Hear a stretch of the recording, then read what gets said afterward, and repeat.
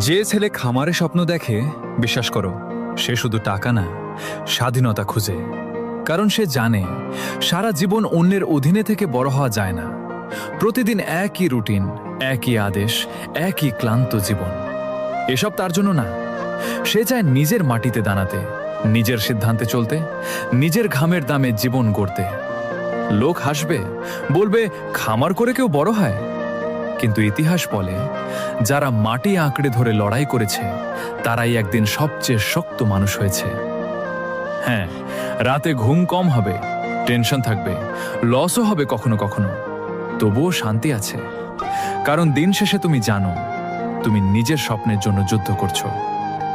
মনে রাখো, একদিন এই ছোট খামারটাই তোমার সবচেয়ে বড় পরিচয় হবে। আর তখন যারা তোমাকে নিয়ে হাসছিল তারাই বলবে, ছেলেটা সত্যিই কিছু করে দেখাইছে।